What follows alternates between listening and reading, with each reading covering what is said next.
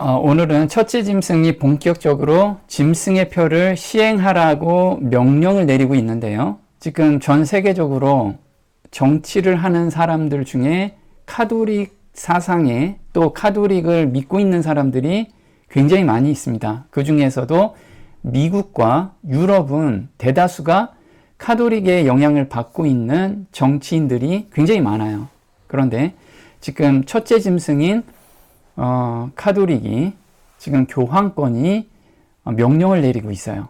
이젠 법적으로 짐승의 표를 시행하라 라는 명령을 내리고 있는데, 그걸 본격적으로 지금 추진하고 있는 것이 미국에서 강하게 추진을 하고 있는 그 사실을 한번 오늘 보는 시간을 가져보도록 할게요.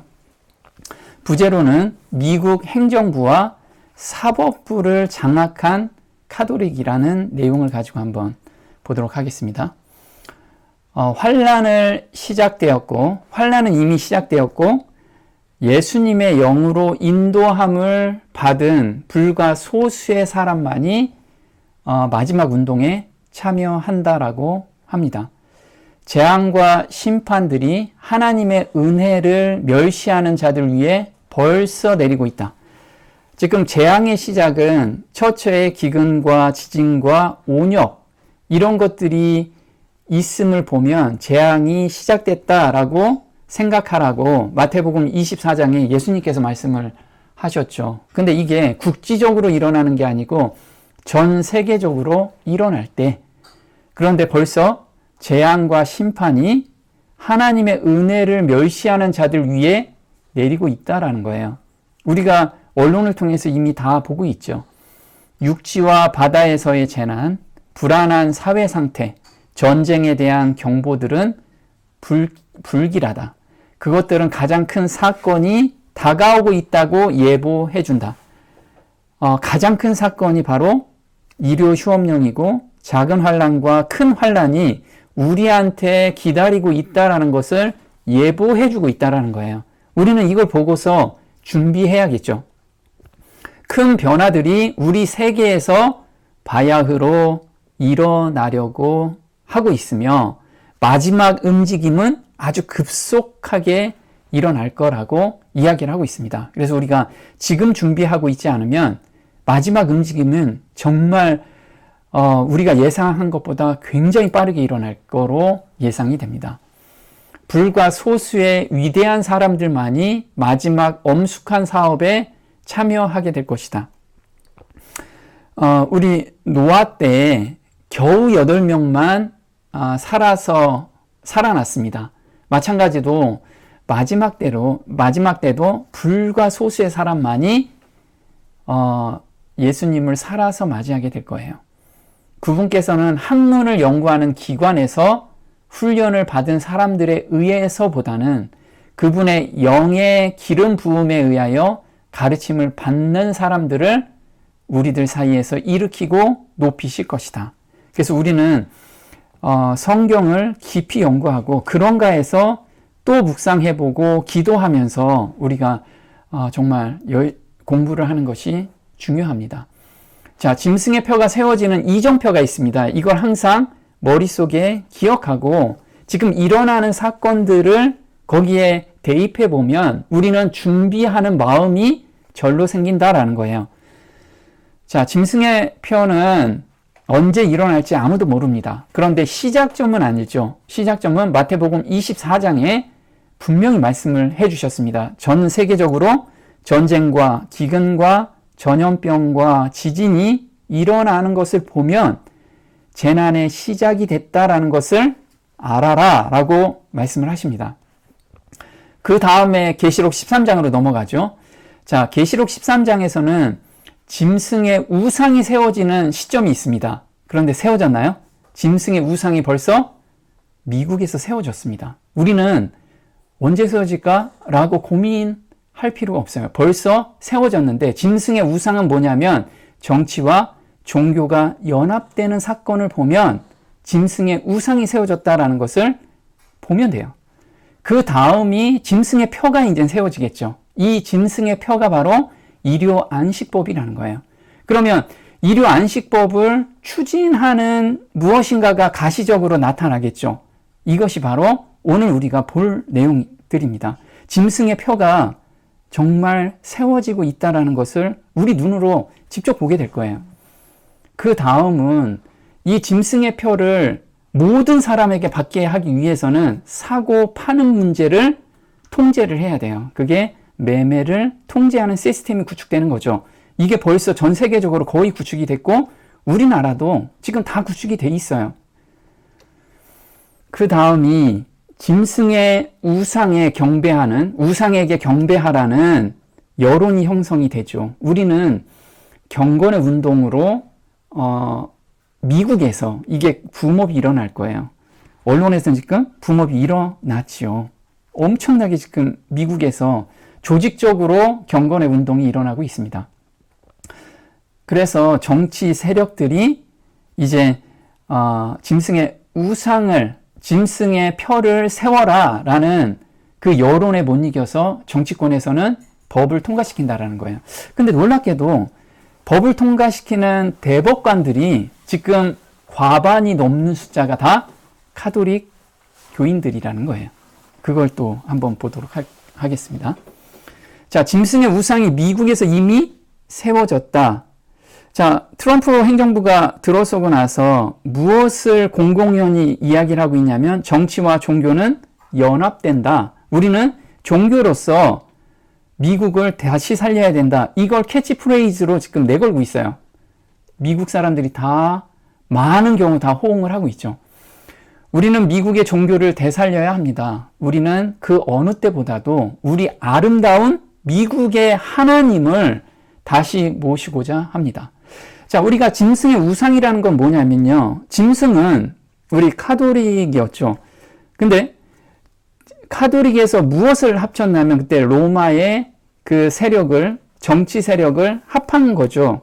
그래서 종교가 정치 세력과 합했을 때가 바로 짐승이 쓴 사건이에요. 근데 우상이라는 건 이미지라고 하죠. 그와 똑같은 방식으로 마지막 때 일어나는 사건이라는 거예요.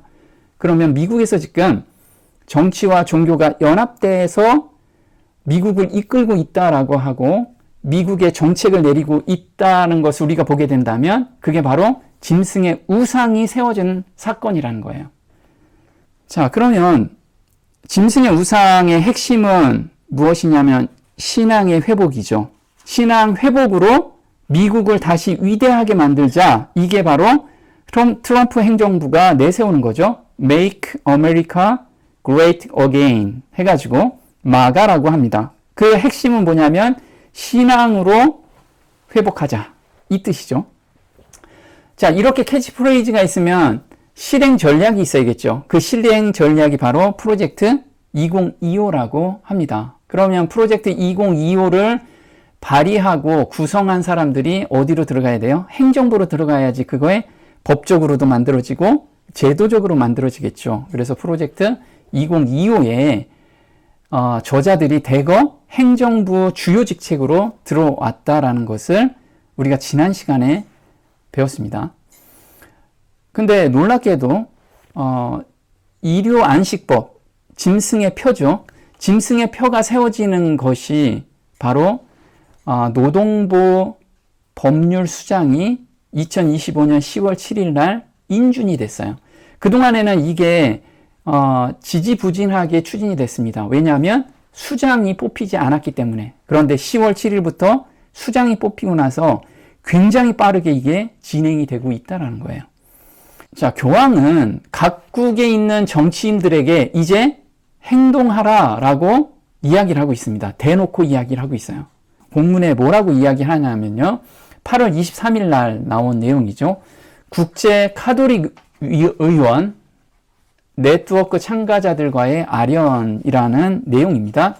어떤 걸 이야기하고 있냐면 국제 카톨릭 의원 네트워크 회원 여러분을 만나게 되어 기쁘게 생각합니다. 그리고 희망의 희년인 올해 바티칸과 로마를 방문해 주신 데 대해 감사드립니다. 자, 올해의 주제는 깊은 생각을 불러일으킵니다. 새로운 세계 질서, 신세계 질서죠. 강대국 정치, 기업, 지배권, 그리고 인간 번영의 미래, 이 주제에서 저는 우려와 갈망이 동시에 느껴집니다. 우려라는 건 뭐냐면 지지부진하게 추진되고 있다. 갈망은 이걸 빨리 진행했으면 좋겠다. 그래서 우리는 이 전 세계에 있는 카톨릭 정치인들한테 이제 이야기를 하고 있어요. 현재의 상황에서 우리의 발판을 찾기 위해 특히 카톨릭 신자이자 입법자 및 정치 지도자인 여러분께, 자, 여기서 입법자하고 정치 지도자, 그 사람들이 바로 각국에서 정치인들이죠. 이 사람들한테 이야기를 하고 있어요. 그는 거대한 격변과 사회적 붕괴를 목격했습니다. 사회가 바뀌지 않으면, 이제 우리가 내세우는 신세계 질서로 바뀌지 않으면 사회는 붕괴가 될 겁니다. 그래서 우리는 빨리 추진해야 됩니다. 이 내용으로 지금 이야기를 하고 있는 거예요.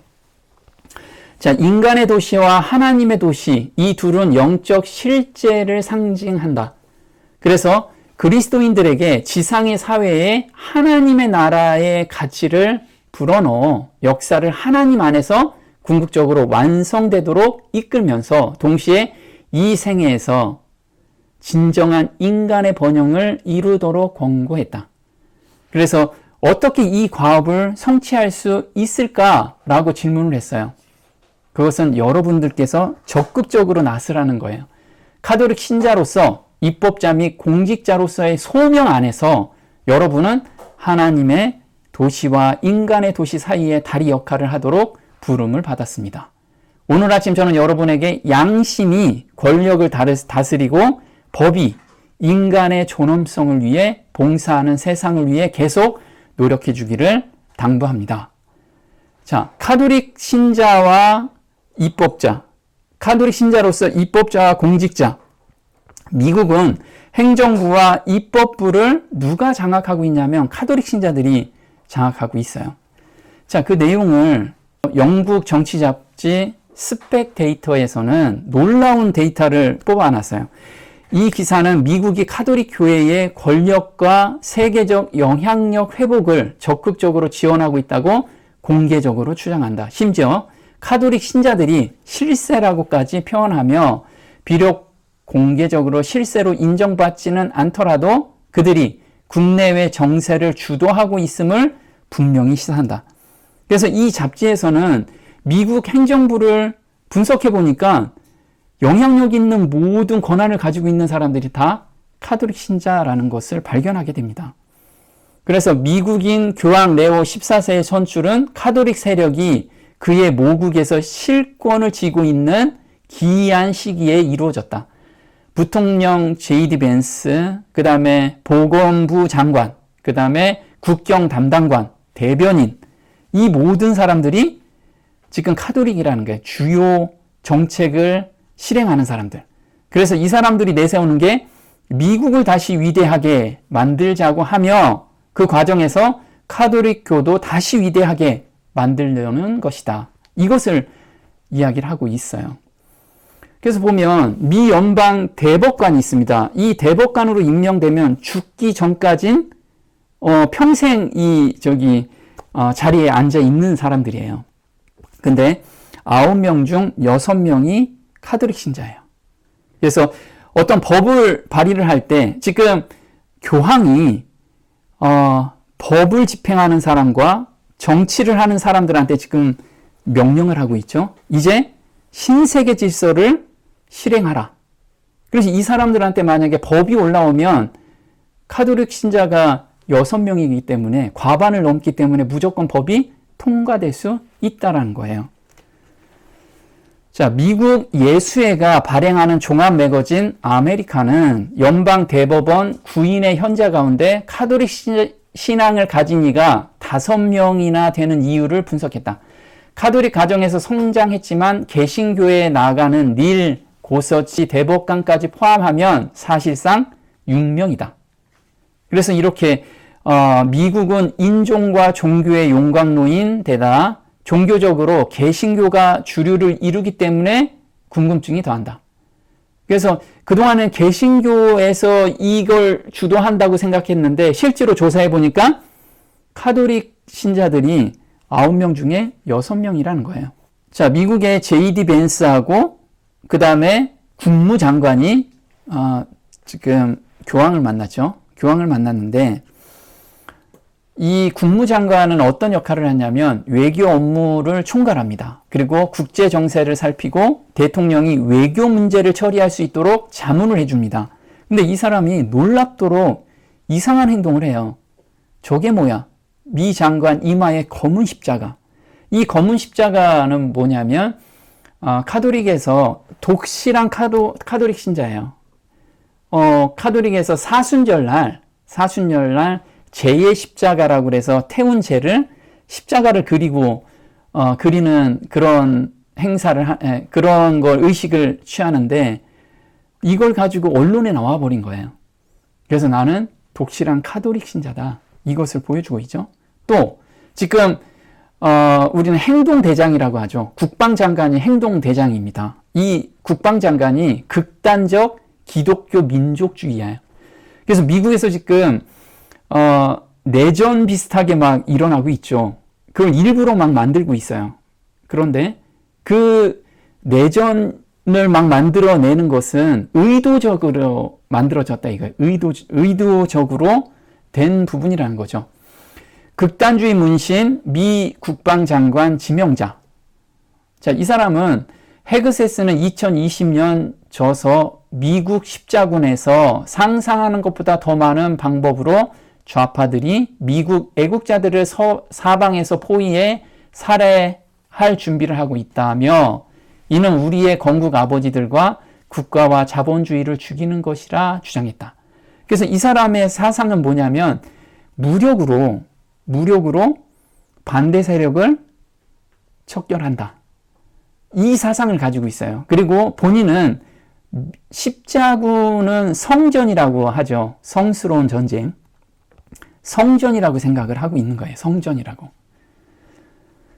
근데 놀랍게도 케빈 로버츠라는 사람이 있습니다. 이 사람이 프로젝트 2025를 만들어낸 헤리티지 재단의 회장이에요.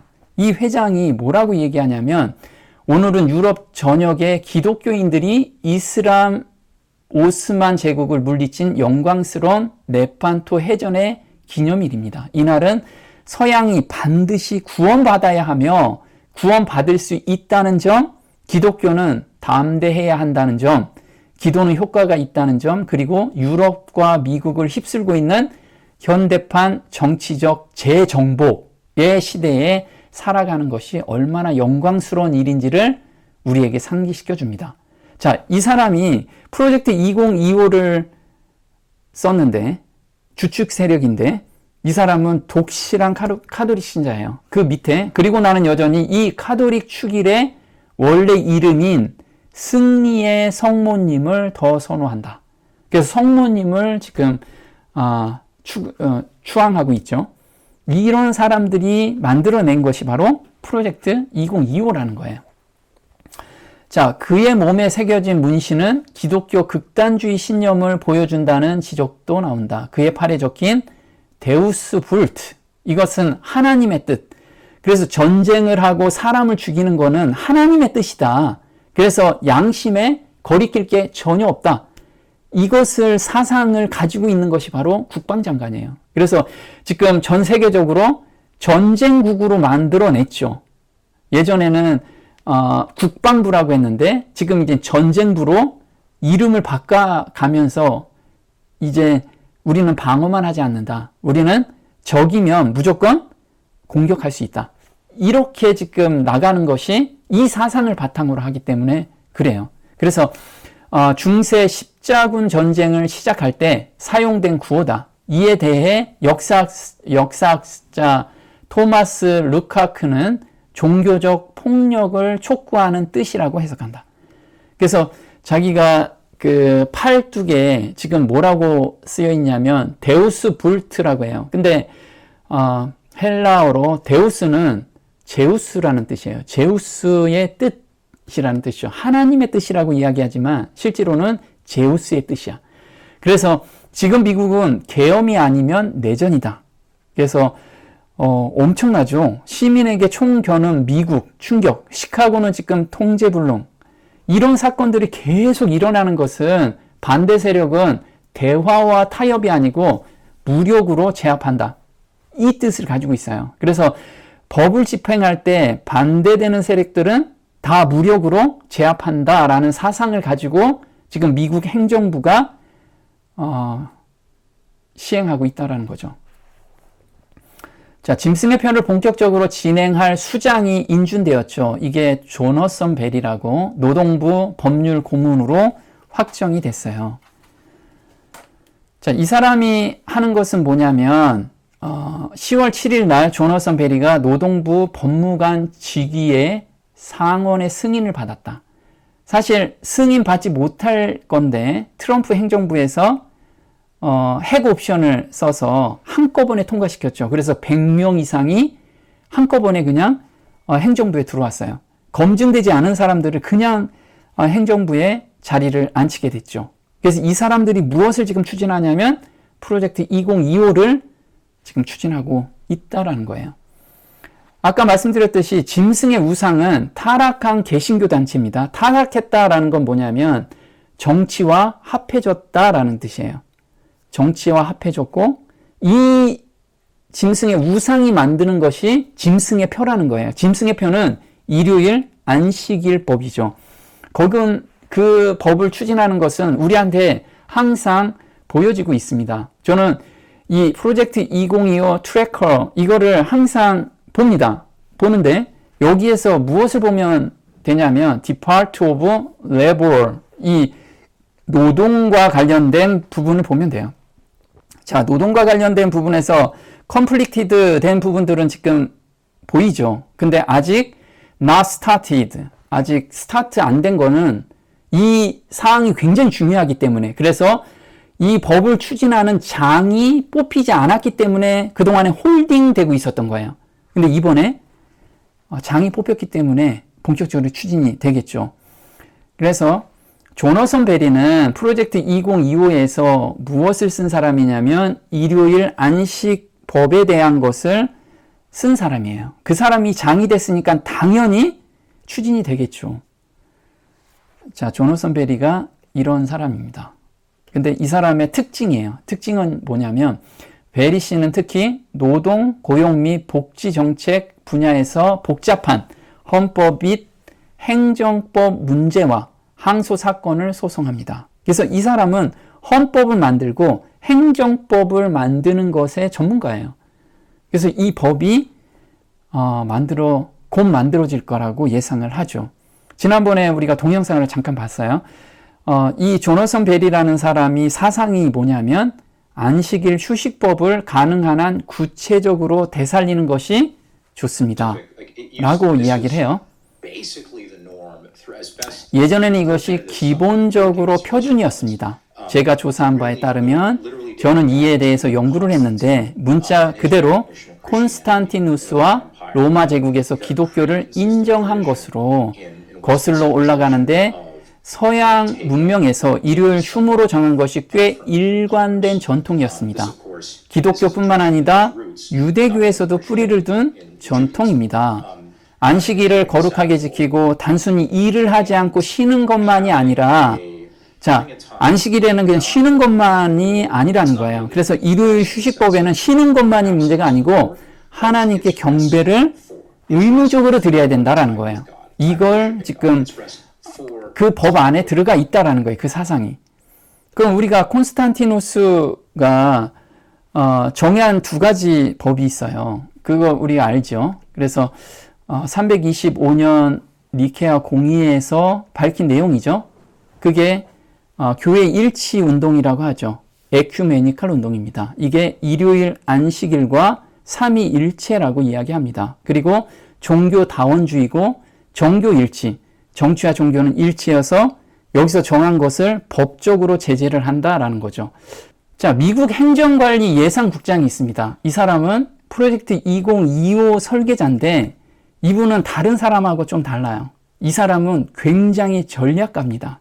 그래서 한번 일을 추진하면 정확하게 그 일을 끝맺는 사람이에요. 근데 이분이 지금 예산 집행과 인사 총책인데 미국이 완전히 바뀌고 있습니다. 주요 경력은 프로젝트 2025 공동 저자입니다. 이 사람 이름은 러셀 보트라고 합니다. 트럼프 첫 임기 중 백악관 관리예산처의 국장으로 있었고요. 친 트럼프 싱크탱크 미국 재건센터를 설립했어요. 자, 이 사람은 구구 정책 의제인 프로젝트 2025의 우선순위 수립의 핵심적인 역할을 수행했습니다. 그리고 이 사람이 지금 하는 것은 행정부 내 정부 권력 집중을 위한 계획을 제시하며 어떤 내용이냐면 모든 것을 대통령 중심으로 모든 것을 지금 만들고 있는 사람이에요. 그래서 대통령에게 위험할 정도의 권한을 부여한다. 그는 경력, 공무원 대량 해고, 의회가 배정한 자금을 포함한 연방 자금 회수를 위한 극단적 조치, 그리고 수많은 핵심 규제 중 규제 중단을 주장해왔다. 근데 이게 말로만 하는 게 아니고 이 사람은 조직을 구성하고 반드시 이것을 실행하는 그런 사람이에요. 그래서 지금 예산관리국장 트럼프 행정부, 연방정부 감원을 시작했죠. 그래서 정리해고를 지금 하고 있어요. 공무원을 지금 자르고 있다는 거예요. 왜냐하면 그런 공무원들이 대거 없어져야지만 행정부의 권한이 막강하기 때문에 그래요. 그래서 프로젝트 2025를 완전히 실행시킬 수 있기 때문에 이렇게 추진하고 있는 거예요. 보트는 기독교 민족주의자로 비기독교인은 모두 저주받았다는 등 종교 관련 논란성 발언을 해왔다. 이 사람의 사상은 그거예요. 비기독교인, 그리고 자신들이 내세운 그 교리나 정책을 반대하는 사람들은 다 저주받았다라고 생각하는 그런 극단주의예요. 근데 그것을 실행하는 사람은 더 극단적이죠, 지금. 미국의 십자군이라고 생각해서 그건 성스러운 전쟁이야 해서 양심의 가책이 없이 밀어붙이고 있는 상황이에요. 셧다운의 제왕, 백악관 예산처 수장인 러스 보트는 프로그램 삭감 전문가들과 워싱턴 베테랑들로 구성된 군단을 구축했어요.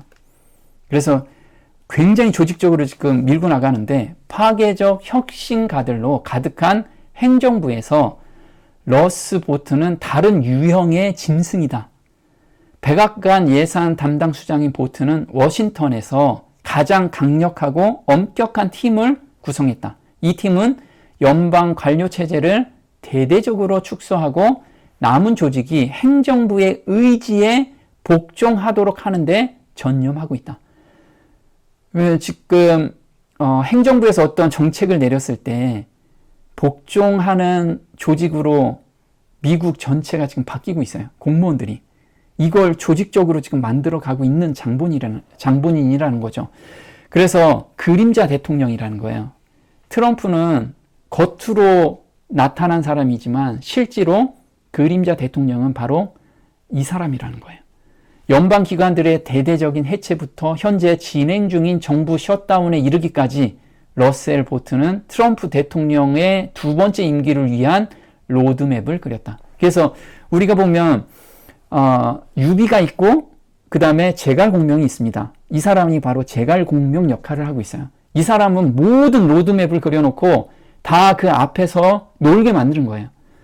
보트는 권력을 집중시킨 수준이 내부 관계자들이 그가 최고 사령관인 것 같다고 느낄 정도라고 한다. 자, 그런데 지금 여론에서는 뭐라고 이야기를 하냐면 일요일이 맞다. 자, 토요일을 지키는 사람들에게 이상한 안경을 끼고 보도록 여론이 조성되고 있다는 걸 우리는 좀 알아야 돼요. 그리고 제7일 안식일 예수 재림교라는 타겟을 명확하게 지금 드러내고 있어요. 독실한 그리스도인들에게 일요일은 하나님이 정하신 참된 안식일인가? 기독교 예배일을 위한 성경적 근거. 이게 MSN이라는 그 언론, 유명한 언론이죠. 여기에서 지금 일요일이 맞다라는 것을 종교적인 내용인데 언론에서 지금 이야기를 하고 있어요.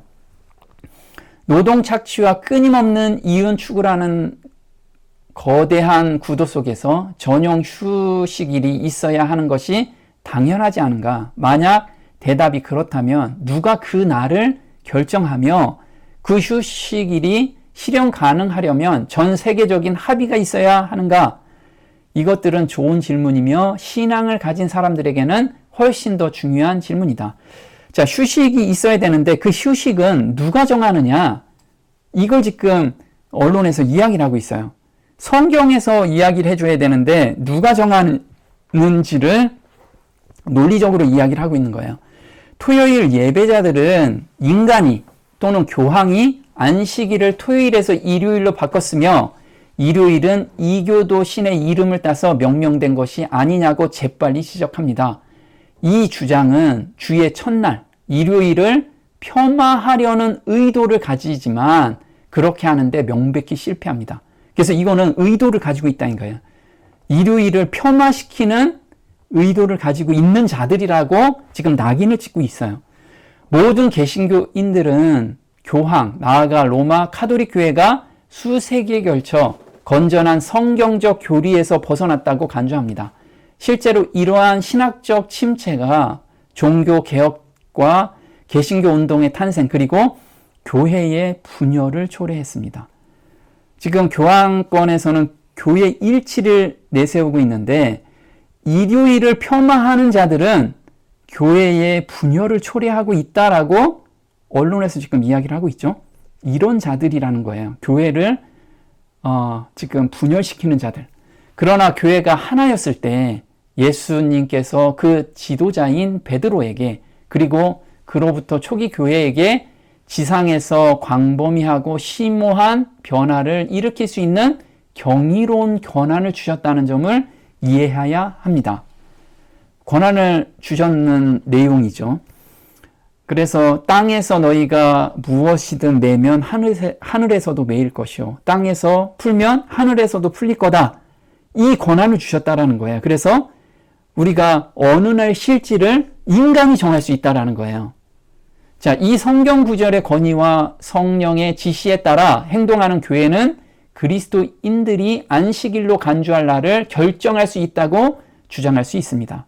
그리스도인들에게는 어떠한 안식일도 미리 규정하지 않았으므로 교회는 그 교인들을 위해 그러한 규정을 만들 모든 권리를 가집니다. 새 언약하에서는 여러분이 예배할 날을 선택하는 자유가 적절합니다. 단 그날을 온전히 주님께 바치는 한에서 말입니다. 자, 카톨릭에서 홈페이지에서 이렇게 이야기를 합니다. 제7일 안식일 예수 재림교 토요 안식일 예배가 옳은가? 여기선 제목에서 주일 예배 주장은 옳은가? 라고 보는데 내용에서 보면요. 제7일 안식일 예수 재림교인은 누구이며 무엇을 믿는가? 우선 그들은 재림교인으로서 그리스도의 재림이 임박했다고 믿는다. 그들의 이름에는 제7일은 기독교인들이 일요일이 아닌 토요일을 거룩하게 지켜야 한다는 믿음을 의미한다. 그들은 일요일을 이교도와 카톨릭과의 타협으로 간주합니다. 그리고 이 모든 것의 배경에는 엘런 G. 화이트라는 여성의 신학과 주장된 계시가 있습니다. 그녀는 콘스탄티누스와 교황이 기독교의 거룩한 날을 토요일에서 일요일로 바꿨다고 비난했습니다. 그렇다면 비재림교인은 어떻게 반응할까요? 그러므로 이 모든 것을 상당히 일관되고 통합된 증거 체제로 보이며 모든 동일한 방향을 가리키고 있습니다. 초기 기독교인들은 토요일에 안식일을 지켜야 할 의무가 있다고 보지 않았으며 오히려 그리스도께서 이 모든 것의 성취이신 주일을 지켜야 할 의무가 있다고 여겼다는 것입니다. 그래서 초기 교회는 안식일을 지키지 않았다. 안식일과 일요일을 동시에 지켰는데 안식일을 의무적으로 지키지 않았다. 그리고 새 언약하에서는 이것이 바뀌었다라고 지금 카톨릭에서 이야기를 하고 있는 거죠. 그런데 제7일 안식일 예수 재림교회는 왜 그걸 지키냐? 그 밑에 보면 왜냐하면 우리가 모세 율법에 여전히 얽매여 있다고 생각하는 일종의 율법주의에 빠질 위험이 있기 때문입니다. 그래서 그것은 십계명에 대한 잘못된 해석이며 사도들과 초기 기독교인들의 실천을 통해 부분적으로 알 수 있습니다. 그래서 이 모든 주장을 받아들인다 해도 엘렌 G. 화이트가 수세기 동안 모든 기독교인들이 안식일을 지키고 일요일 예배를 드리지 않았다고 주장하는 것은 완전히 틀렸다는 사실을 인정해야 합니다. 저는 이것이 그녀가 거짓 예언자임을 증명하기에 충분하다고 생각합니다. 만일 여러분이 재림교인으로서 그렇게 생각하지 않는다면 그 근거가 무엇인지 듣고 싶습니다. 반복적으로 엘렌 화이트가 이와 같이 반복적으로 명백히 거짓임이 입증된 수많은 역사적 주장을 할 때 우리가 그녀를 신뢰해야 할 이유가 무엇입니까? 모든 세력들은 이런 분위기로 몰고 가고 있죠. 성경의 안식일을 지키는 자들은 법과 질서의 적이라 비난받을 것이며 사회의 도덕적 제약을 무너뜨리고 무정부 상태와 부패를 초래하며 지상에 하나님의 심판을 불러온다고 고발될 것이다. 그들의 양심적 거부감은 완고함, 고집, 권위에 대한 경멸로 규정될 것이다. 그들은 정부에 대한 불복종으로 고발될 것이다. 신성한 법의 의무를 부인하는 목사들은 강단에서 시민 권위에 대한 복종이 하나님께서 정하신 의무라고 설교할 것이다. 입법기관과 법정에서는 계명을 지키는 자들이 비난받고 왜곡될 것이다. 그들의 말에는 거짓된 색채가 덧입혀지고 그들의 동기에 대해 가능한 최악의 해석이 적용될 것이다. 그래서 지금 보면 전체적으로 이런 분위기로 만들어 가고 있죠. 세계적으로 만들어 가고 있습니다. 그리고 미국에서는 짐승의 표를 만드는 수장이 뽑혔고 그 수장은 법을 만드는 전문가입니다. 그래서 지금 강하게 드라이브를 걸고 있는데 우리는 이 사건들을 보면서 정말 예수님을 맞을 준비, 그리고 우리가 앞으로 다가올 그 작은 환난과 큰 환난, 그 환난을 통과하기 위해서는 우린 늦은 비를 받아야 돼요. 그럼 늦은 비를 받으려면 지금 우리가 깊은 회개 운동에 들어가는 것이 우리가 준비할 내용이라는 거죠. 그래서 정말 나 회개해야지 그런다고 회개의 영이 부어지지 않습니다. 우리는 성경을 깊이 연구할 때, 그걸 깨달을 때 회개의 영이 들어온다는 거예요. 그래서 우리는 스스로 성경을 공부하는 저와 여러분이 됐으면 좋겠습니다. 오늘 여기까지 하겠습니다.